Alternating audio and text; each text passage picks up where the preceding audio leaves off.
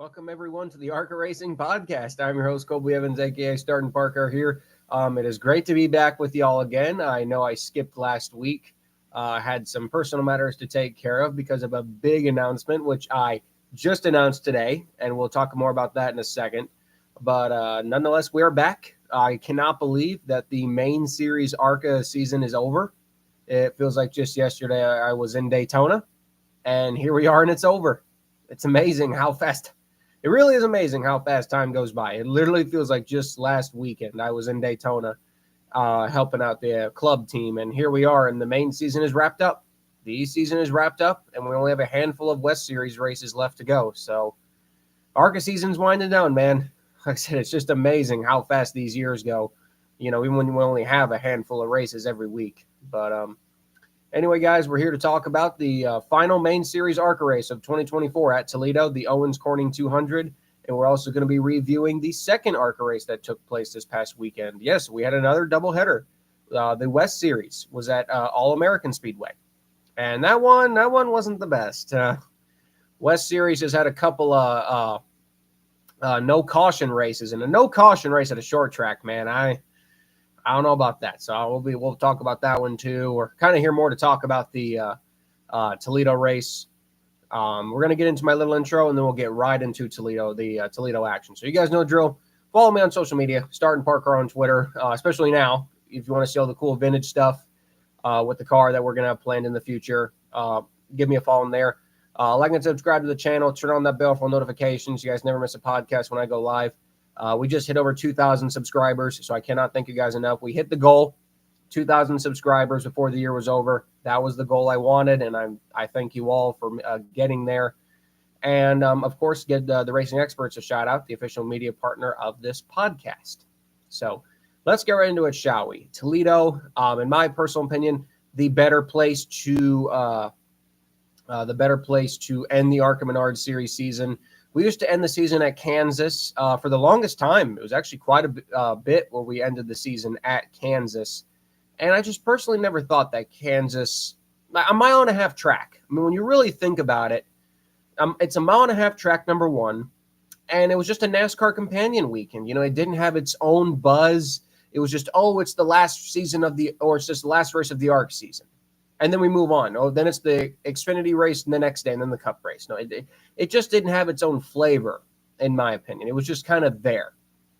And then when they announced that it was actually being moved to Toledo for 2022, I really, really liked it because it gave it its own star power. It gave it its own place to stand on. And it felt more important. I'm not going to lie. The last couple of ARCA finales at Toledo have felt more important than the last couple of ARCA finales we had at Kansas. Like I said, in 2021, 2022, 2020, and 2019, I wouldn't say those 3 years were as impactful of final races than these last three have. I feel like the last three races at Toledo have been better than the last three fall races we've had at Kansas. From 2021 back down to 2019. So I've liked this move. We had the very exciting finish in 2022. It was very fun with Grant Enfinger, Sammy Smith, and Jesse Love, which resulted in that great ending with Jesse Love or Sammy Smith doing burnouts in front of Jesse Love and Nick Sanchez winning the championship. Last year, we all kind of knew Jesse Love was going to win the championship, and it was still an okay race, but it was kind of the classic 18 and 20 domination, with the Owners' Championship really kind of being the deciding factor on the line. Venturini sweeping out last year. This year, again, not really much for a championship battle on both sides. The Owners' Championship was pretty much locked up by the number 18 team. And the number 2 car of Andres Perez had pretty much locked up the Drivers' Championship. All he had to do was start the race. So we knew coming into this race that we were not going to get a championship battle for the main division or the Drivers' Championship or the Owners' Championship. So it kind of just came into more of just the race itself is what we were here for. And, personally, we've seen more of just the 18 and the 28 this year. It was kind of shocking not to see the 28 show up at this last race. But, Connor was at Talladega, and maybe they just, the funding, and they just didn't want to go to Toledo. I can understand why. But, I'm like, it's probably just going to be another shell-out win for the 18 because that team's short track program is just so much farther ahead of everyone else's. And like I said, obviously their motor program is top notch with their Ilmores. And I'm sure, like I said, their setups. I mean, it's everything. It's not just the motor. It's not just the newer cars. Everything goes into that operation. Those guys do work hard. And yeah, well, they might manipulate the OSS system, or, they might manipulate the bodywork systems and, inspection. But, hey, we just call that innovation. That's what Dale Jr. called it. It's innovation. I don't call it cheating. I call it innovation. For this race, we had 21 cars, which was a step up from last year's 18. A couple of oddball entries for this one. Brent Cruz returned in the 55. Gio Ruggiero, the East regular for Venerini, returned in the 20. Willie Mullins ran under his own operation under the 10 for Andy Hillenberg. Becca Monopoly and the City Garage Motorsports team returned for their second appearance of the season. Nate Muller returned to the 06 in a full race effort. Tim Monroe returned, I think even using his own car this time. I think this was a new car for Tim. Presley Sora was in the 31 for Rise. Dale Shear was back. Con Nicolopoulos made a rare appearance. We don't see him very often. And Matt Kemp made another appearance. But yeah, 21 cars. Definitely a bigger car count than last year. And anytime, I've said it anytime. Sorry, my eye's a little itchy. So if I keep itching my eye through the show, I've had some retina issues today, so I apologize for that. But kind of a rare appearance by some of these guys, but always good to see them all come out for the last race of the season. And, even if it's just a couple of starting parks, having a couple of extra bodies on track, it helps. It helps for a couple laps. Yeah, like I said, I kind of predicted, even though we didn't even do a podcast last week, I still kind of predicted, that it was probably going to be Sawalich and Ruggiero, probably the two best cars, maybe Perez, third, fourth, something like that. You could kind of predict on who was going to be the top cars for this race. Coming into it on the practice, of course, shocker. William Sawalich won practice by just under 0.2 of a second over Gio Ruggiero. Chris Wright third. Andres Perez fourth. Amber Balco with actually a pretty impressive practice run in fifth. Unfortunately, it just kind of seems to be the season with Amber. She can actually show some decent speed in practice, but can just never seem to back it up in the race. All 21 cars did take a lap. All cars, 3.8 seconds was the gap from first to 21st. Obviously, the guys at the back of the field, taking it easy, not pushing it very hard. So it's just, you just come to expect that. As for qualifying, shocker again. William Sawalich on the pole, Gio Ruggiero and Chris Wright, again, were 1, 2, 3. Actually, kind of weird. So William Sawalich, Gio Ruggiero, and Chris Wright were 1, 2, 3 in practice, qualifying, and the race itself.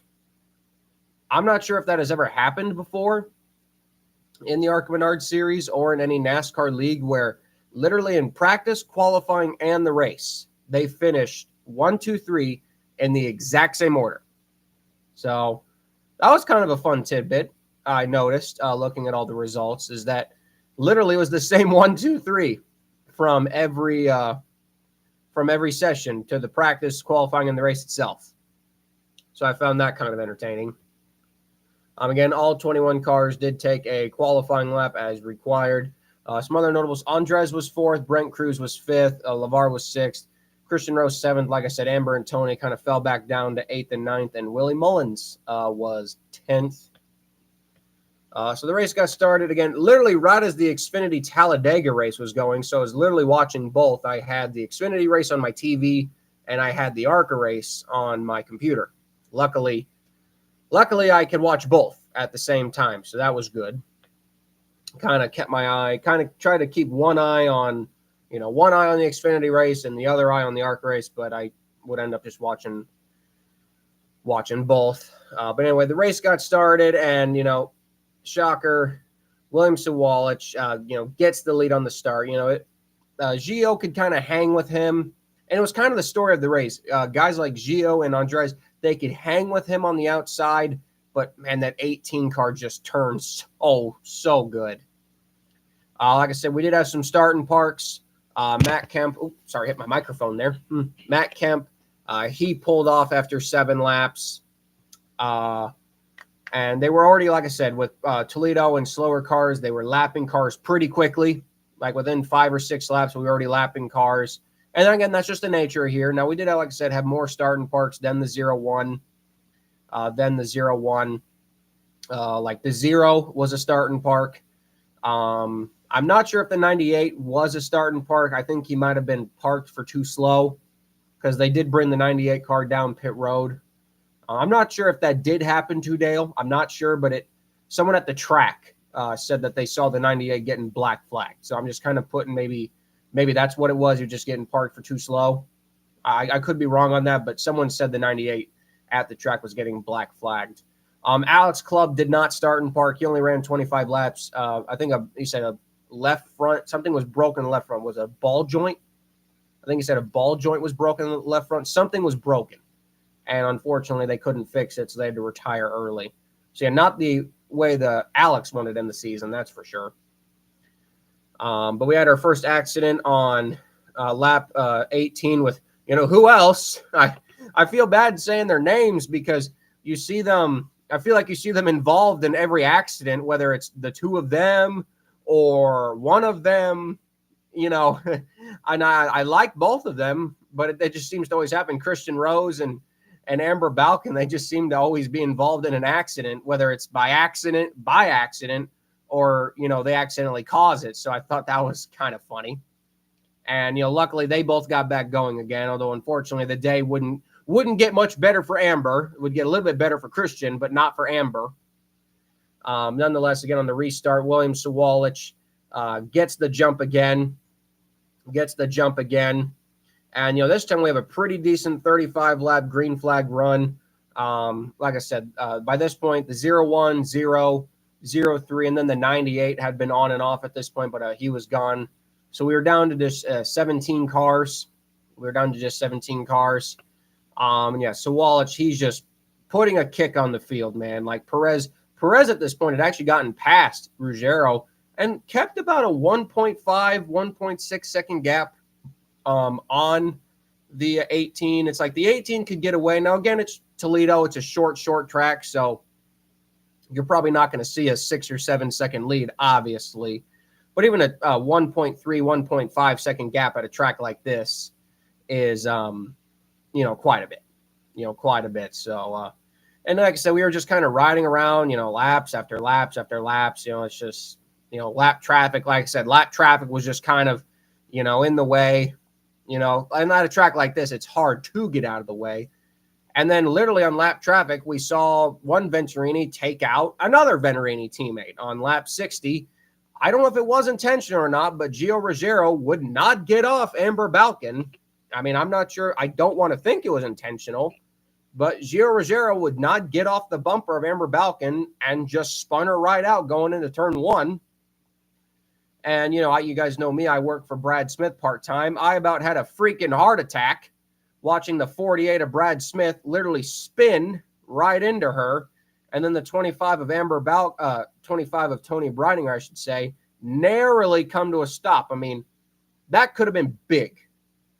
That literally could have been the end of Brad Smith. I'm not even joking with you guys. I texted Brad after the race. He literally thought for a split second, I'm about to junk this car. He kind of joked with me. I talked to him after the race. He literally said, in a way, he thought it was about to junk the car. And he spun the car and just barely avoided any body damage. Unfortunately, would get some later in the race, but avoided what would have been serious body damage to his car. And thankfully, Tony in the 25 was able to get stopped too. No serious damage to all 3 cars. But yeah, I mean, I don't know what Gio was doing there. He got on Amber's bumper. I don't know if it was intentional or not, but he got on Amber's bumper and just turned her. And it's like, poor Amber. We were not even halfway through the race, and she's already been involved in 2 incidents. So, and this was, and unfortunately, this still wasn't day over for Amber Balkan. It just got worse. So, we had a quick 10-lap run to the first stage break. We had 2 breaks in this race, lap 75 and lap 125. Not really sure why it's on lap 125, but you think lap 150 would Lap 150 would make more sense. But, that's how they schedule them. So I don't know. Technically, Gio Rogero and Andres both did get a lap led during that time period. So it was not going to be a flag-to-flag win for Sawalich by technicality. They did beat him to the line. But yeah, so we had the first stage break, got back going green again. And, again, it's like we saw, man, the 2-car can really, really hang, and even got out front just a little bit over the 18. So it's like, man, if Andres could just get clear, if the 2-car could get clear of the 18, he might be able to actually stay out front. But the 18, man, that car, just like I said, it cornered so good. That car cornered so good. He could even with a car on the outside, he could still get the power down. He could still get the grip, and easily would take back the lead after about 2 or 3 laps. But I thought that was kind of fun.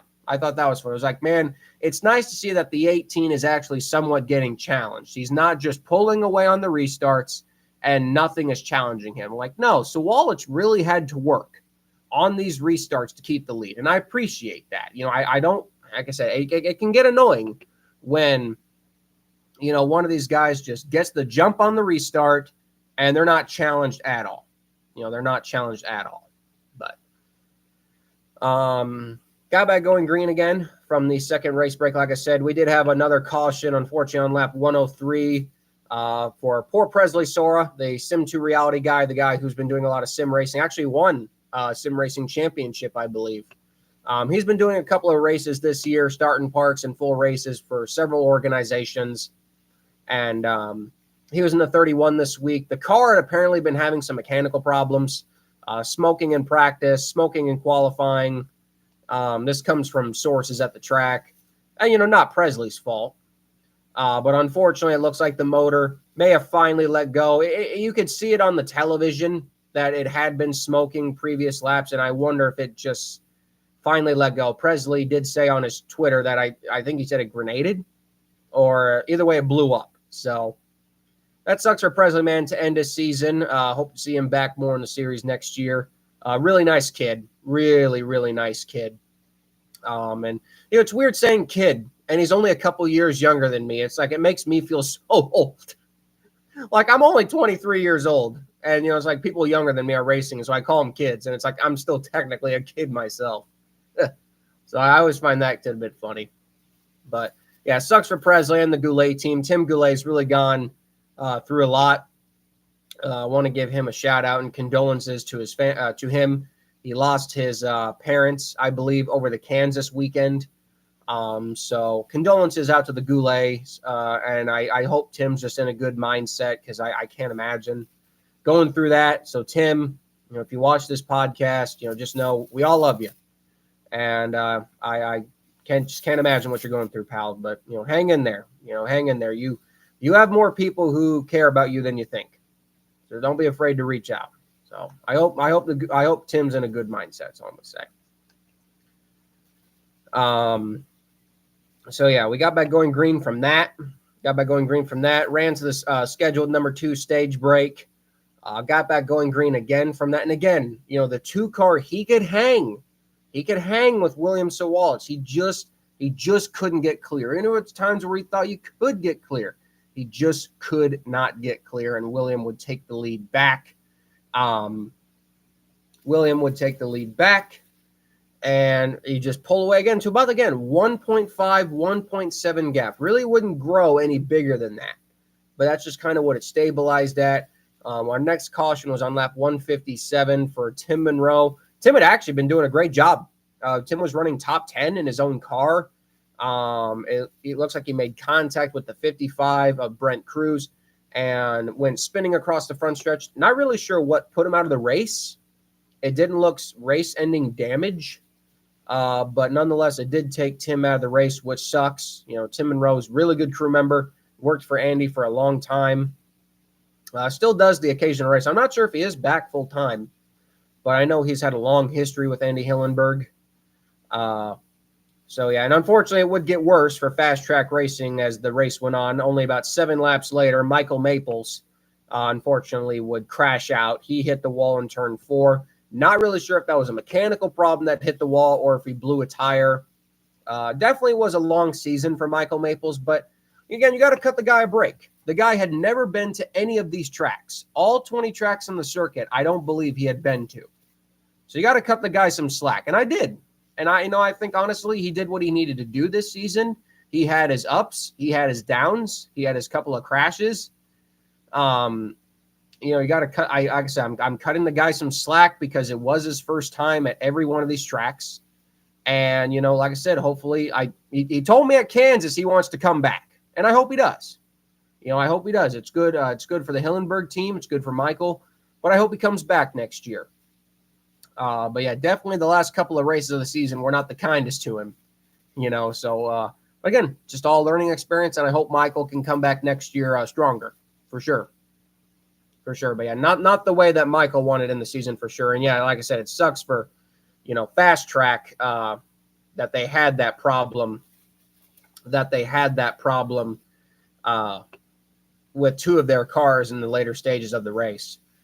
But after the 99's accident, that's when this race really started to pick up because Michael, I guess they had a lot of speedy dry down, so maybe it was a mechanical problem for the 99.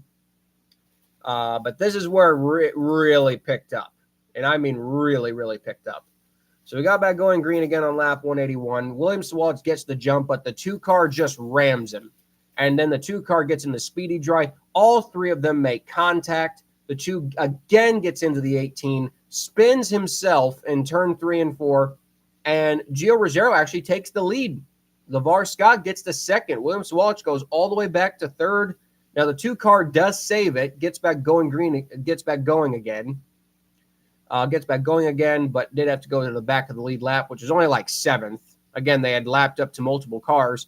And then they cut away, and poor Amber Balcaen, in her third crash of the race, is sitting over there in turn 3 in the styrofoam blocks, and the car is killed. I mean, man, when you talk a disappointing season, man, we all thought, I mean, again, all due respect to Amber Balcaen, again, her 2022 season with the 30 team was not good. And this season with Venerini was also not very good. 7 DNFs to end the season, and 7 DNFs, total laps led, only 3 laps led, only 6 lead lap finishes, 7 top 10s.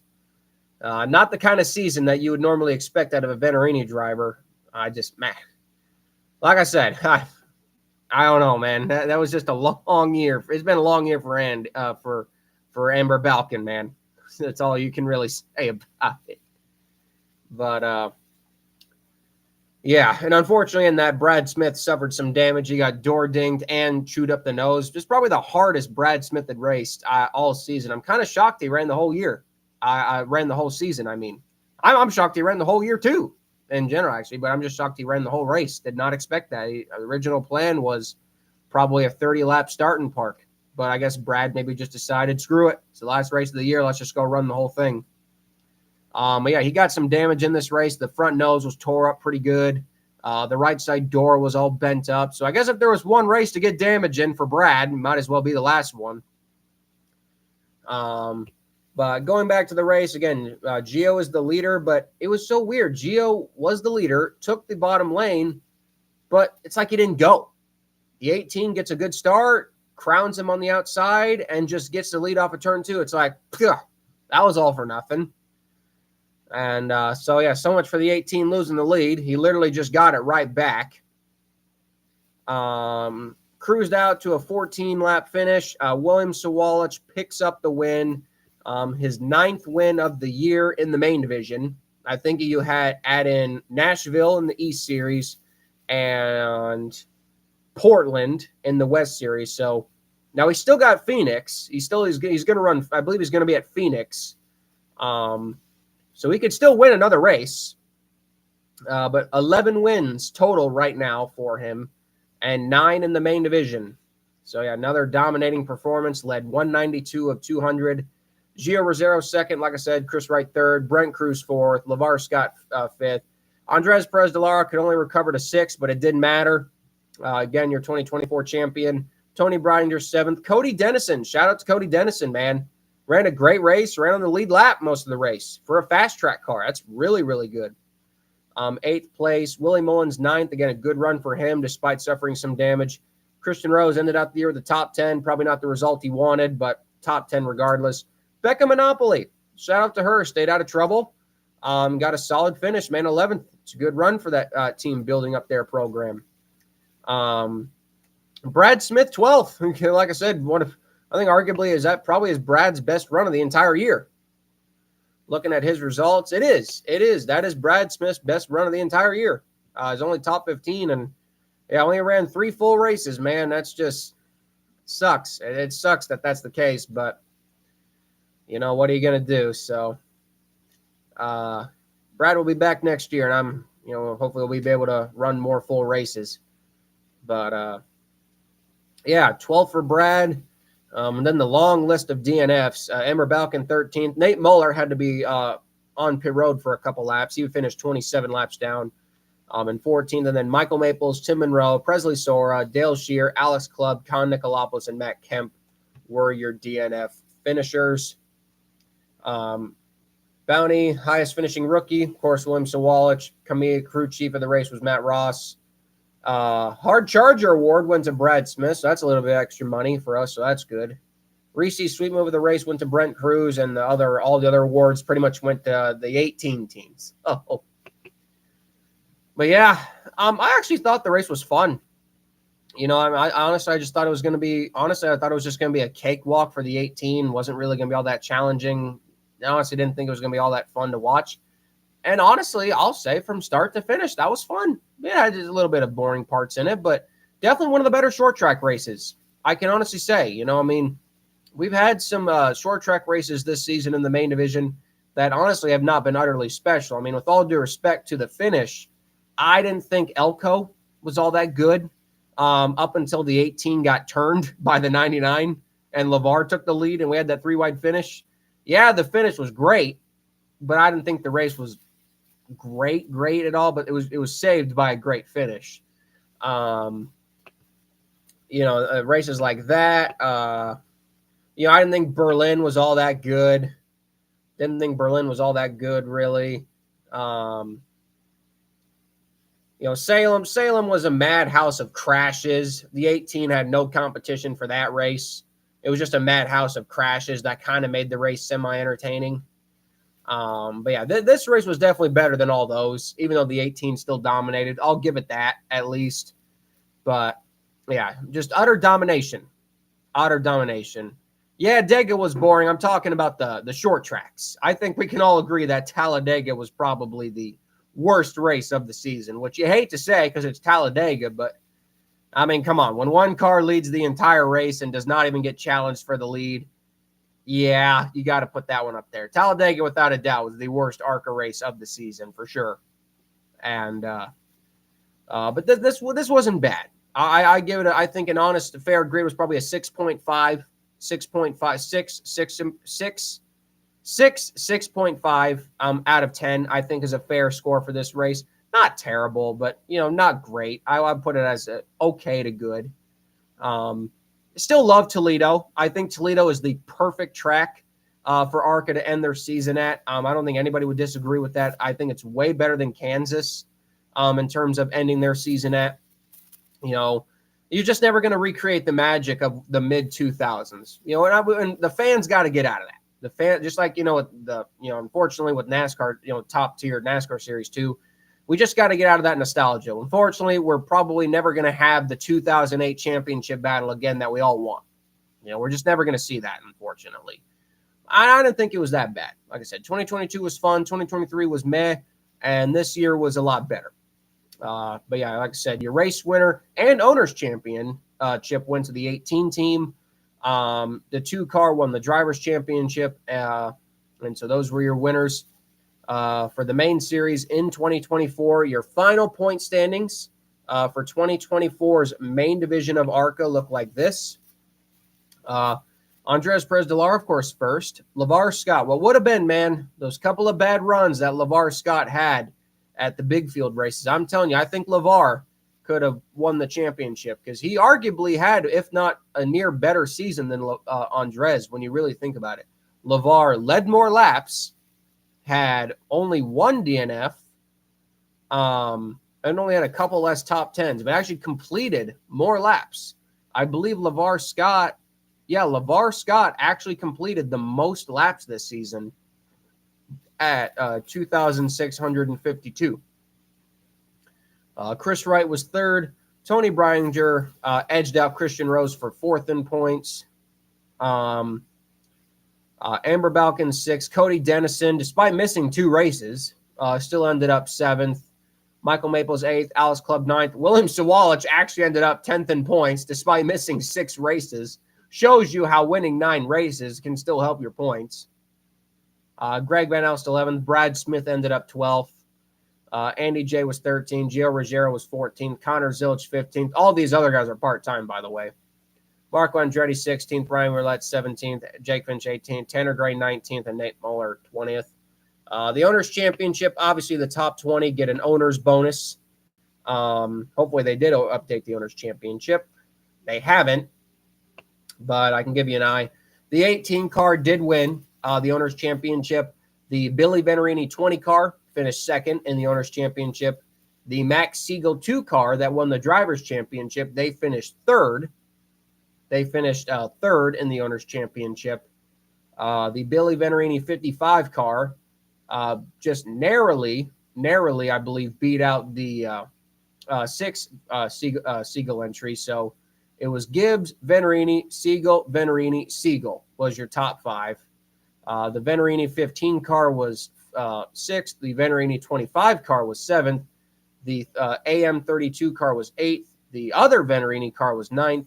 And Andy Hillenberg got one lone spot in the top 10 with the 11 car finishing 10th. Brad Smith was one of the last full-time cars in 19th, and the 73 of Andy Jankowiak's team was the last team to get the owner's bonus. So, and obviously these spots will be extra crucial for Daytona next year. I can tell you guys right now, talking to Charlie Crawl, we are easily expecting DNQs once again for Daytona. Daytona ARCA is going to be insane next year. Absolutely insane.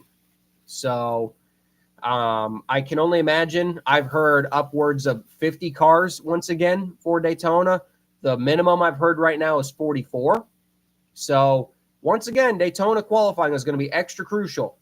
And these owner point positions are going to be extra crucial. You know, remember, it was those owner point positions that guaranteed people like Brad, Wayne, and Alex Club spots in the field.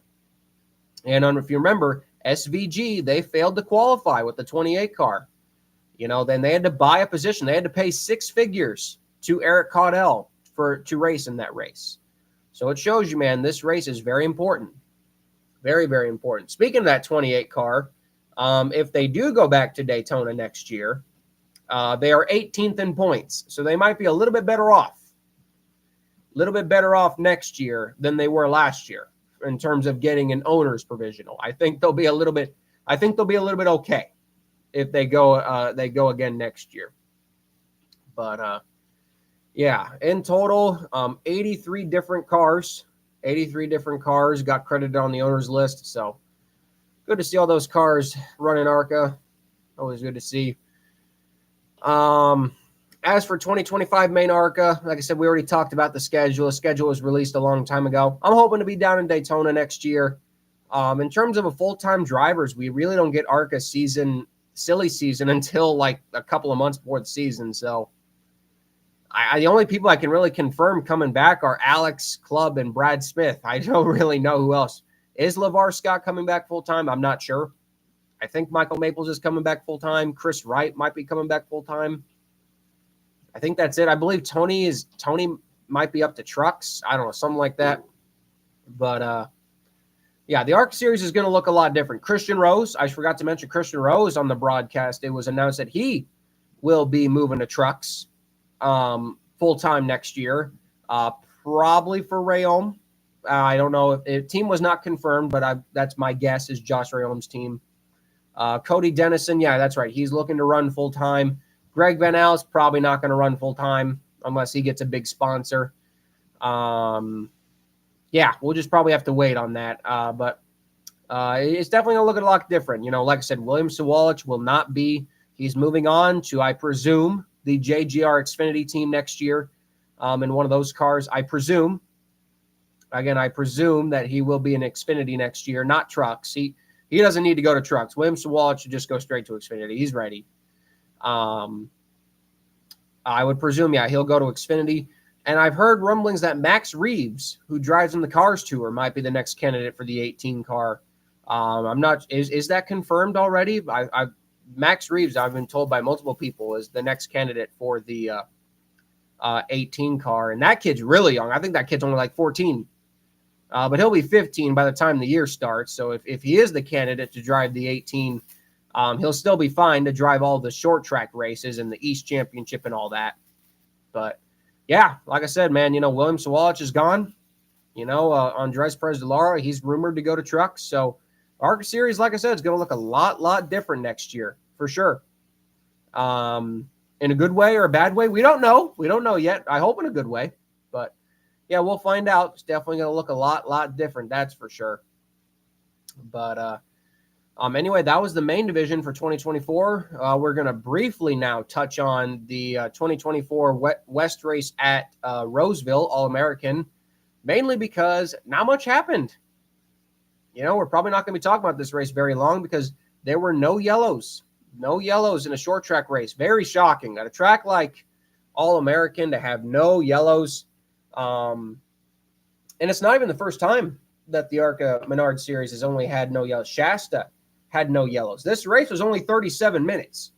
I mean, it's just weird to think. This race was literally only 37 minutes long. Yeah. Trevor Huddleston started on the pole, led flag to flag, and had no competition. Eric Nascimento started third. Tyler Reif was second.